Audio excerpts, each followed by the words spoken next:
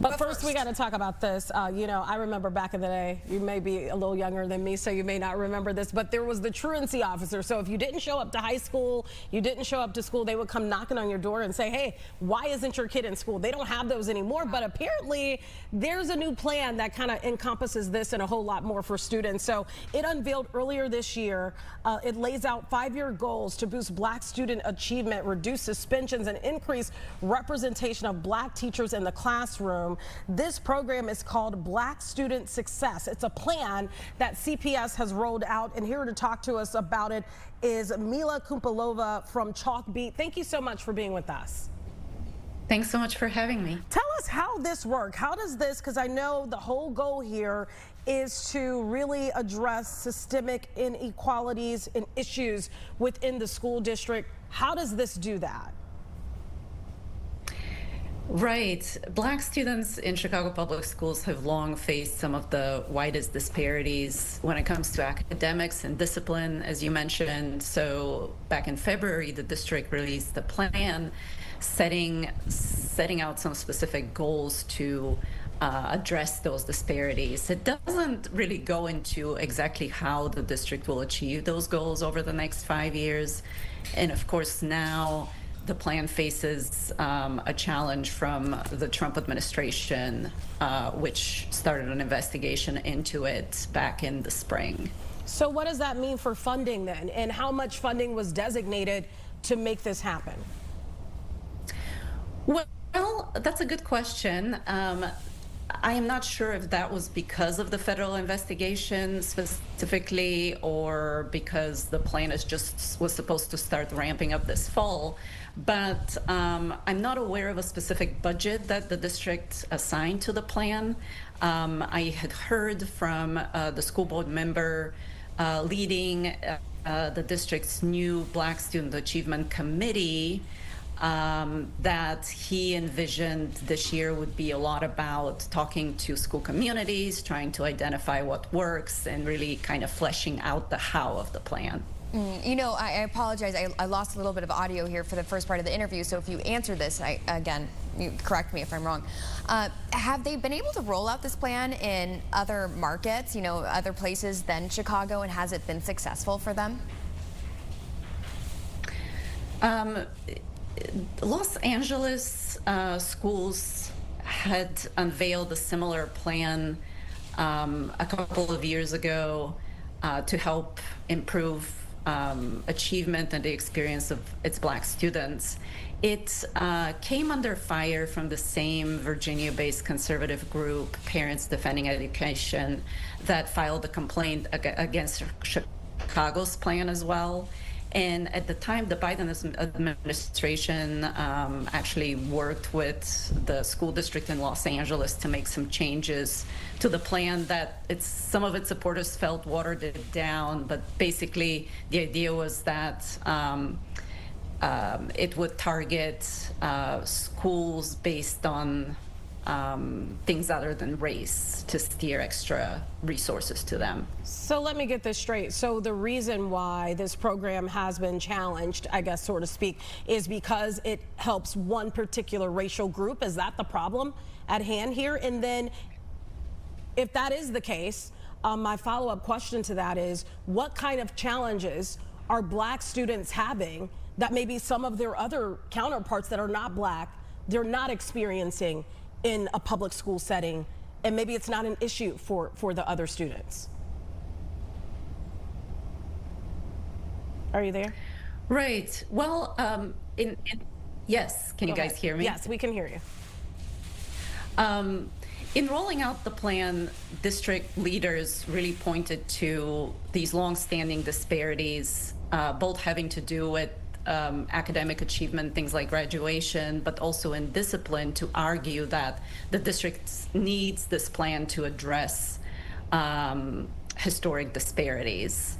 The folks challenging the plan are invoking a decision by the U.S. Supreme Court banning affirmative action in college admissions, to argue that any race-based initiatives are now in violation of the law. And actually, I should note that yesterday, the Office for Civil Rights in the U.S. Department of Education sent Chicago Public Schools a letter saying that the district will lose some of its federal funding because that office has found that this plan discriminates against students who are not Black in Chicago Public Schools. But, okay, help me understand this. The percentage of students, and I don't know if you know this, if you don't, it's fine.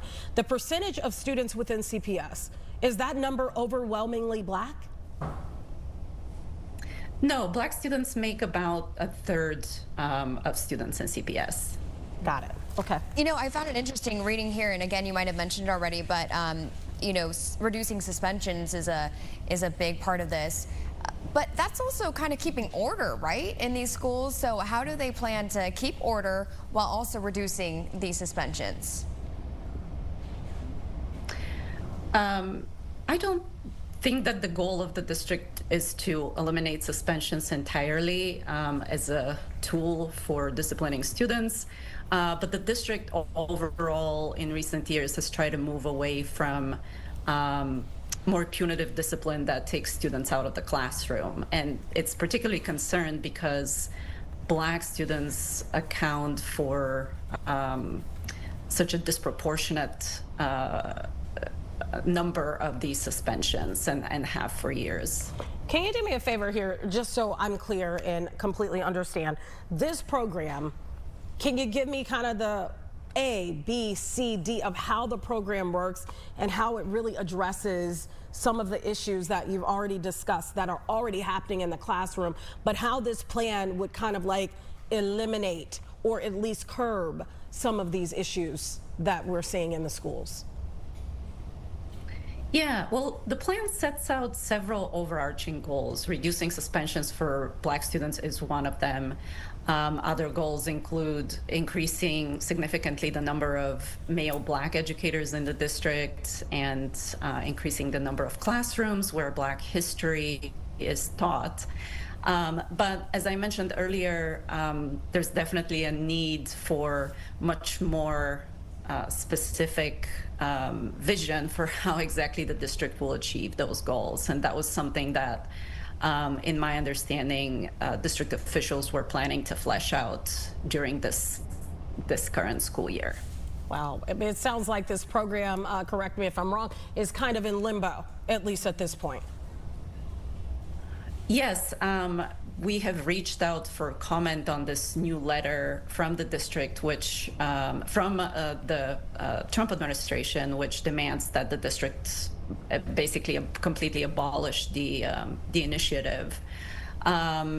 So I know previously officials have said that they plan to forge ahead with the plan no matter what, and Mayor Brandon Johnson has said that he would sue the federal government if there's any effort to withhold federal funding from the district over its diversity, equity, and inclusion efforts. Yeah, I guess it would be hard to really, you know, safeguard classrooms if that is threatened, that financial support. Let me ask you this question as a follow-up to that.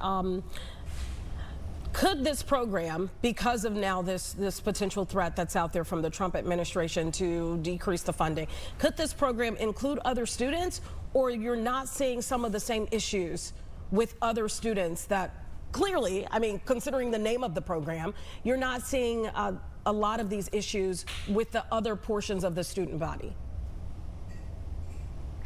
Right. I mean, perhaps one option that the district has is to do something similar to what Los Angeles Unified School District did and broaden the scope of the program, or potentially made it open to students from other races.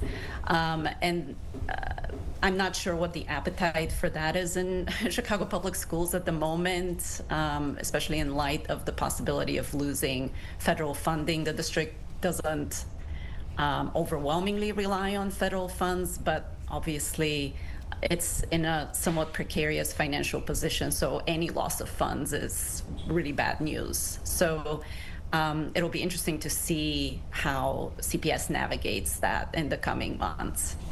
Well, you know, I think Tia, you might have mentioned it in your introduction to the segment, and also you might have mentioned it as well, Mila. But knowing that teachers will get coaching kind of to deliver culturally responsive instruction, you know, what does that mean? What would that require for these teachers? Presumably they would receive some kind of training to be better prepared to serve students who are Black. Again, I don't know that the district had spelled out specifically what that training would entail. Okay. I know we were watching closely to find out more details about how exactly the district would implement this plan in this year and in the coming school years. It sounds like right now it's in limbo, and we'll have to watch and see how this one pans out. Mila Kumpelova, we thank you for joining us on our show today. Thank you so much. Thanks so much for having me. It was a pleasure. All right, we found out some breaking news there. We didn't know about that letter. No, we didn't. So that's interesting information that I'm sure we can use as we continue to follow this story. We'll have that in our newscast. For Yeah, sure. we'll have to bring Mila back once we know a little bit more, and maybe there's some more conversation that's had. Yeah.